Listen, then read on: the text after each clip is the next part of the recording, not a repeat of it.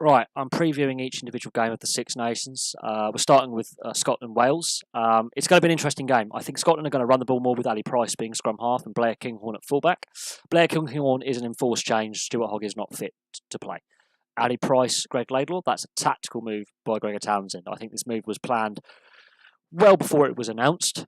They're going to run the ball and they're going to target Anscombe in defence. We know Anscombe's more likely to start than Biggar because Dan Biggar is not 100% fit. So we can definitely see the Scotland attack Anscombe down the 10 channel.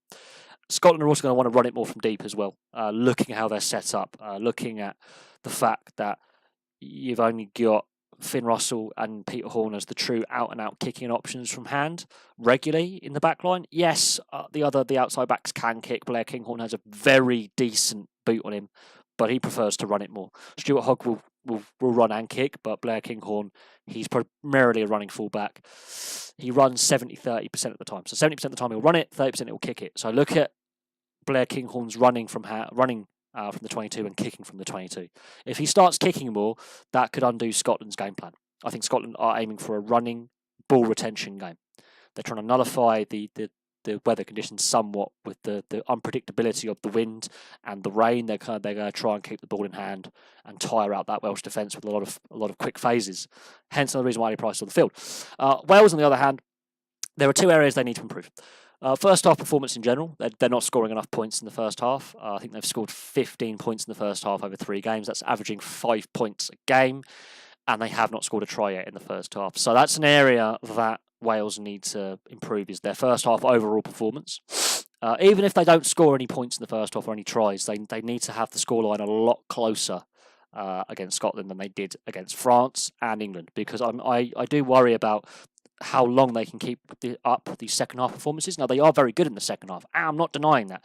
But to keep coming from behind against top level opposition, there's a matter of time when that luck and that mental fragility, not mental fragility, but mental energy runs out. It's mentally tiring to regularly have to keep coming from behind.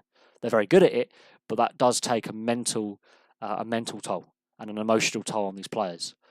The amount of emotion they showed against England and the amount of emotion they showed against France, there's only so long you can keep doing that before you get drained. And that does take it out of players. And I think they need to take some of the pressure off that second half performance and put some of that emotion and some of that energy into a better first half performance.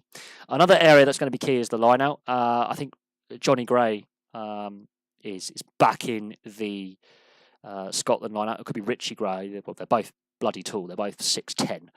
They're both almost exactly the same. One of the Gray brothers is back for Scotland from injury, and the Welsh line-out is struggling. So the Welsh, I think, need to simplify their line-out calls. I think they need to have simple ball off the line-out. Even if they maul it or run it, they need to retain more ball off line-out. I think Scotland, have the advantage in the line-out. Wales have the advantage in the scrum, though. And if the weather conditions are as challenging as they are, because the wind down here is stop-start, I think in Scotland it's more constant and it's colder. So I think that's going to have a part to play. If Scotland are leading at half-time, it means that we're going to have a very open second half. If Wales are leading at half-time, they can shut the game down in the second half. Wales have that capability. If Scotland are leading at half-time, Wales have to open up and attack. Now, the more open the game is, I honestly believe the more that suits Scotland. The more structured and controlled the game is, I think the more that frustrates Scotland, and the more likely Scotland are to lose possession, turn over the ball, and be put under pressure. We've seen it in every game. Scotland are trying to rush the magic pass. They're trying to score the magic try off first phase. They need to be more patient. Now, when the game is completely unstructured and there's props out on the wing, and you've got fly halves in the wrong position, and you've got second rows in the centre position because the game is completely broken up and players are out of position, that suits Scotland. Scotland want that type of chaotic game, and the weather could help them with that.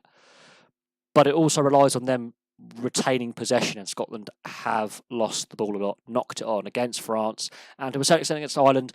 They were trying too hard to win the game. They're not being patient enough in attack, and that will give the advantage to Wales. So ball retention is going to be key for Scotland. Wales, it's the line out.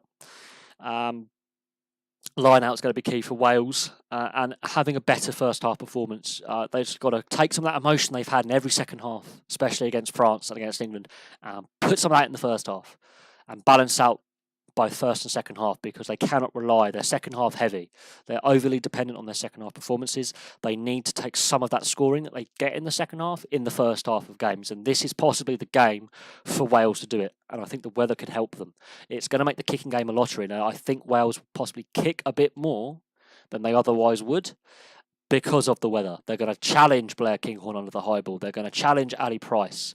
They're going to challenge Finn Russell.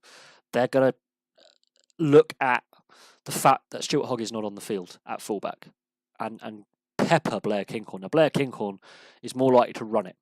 So if they are peppering Blair Kinghorn, the chase has got to be good. They've got to come up as a line of 4 or 5 players and really box him in. And then we might see a young player make mistakes.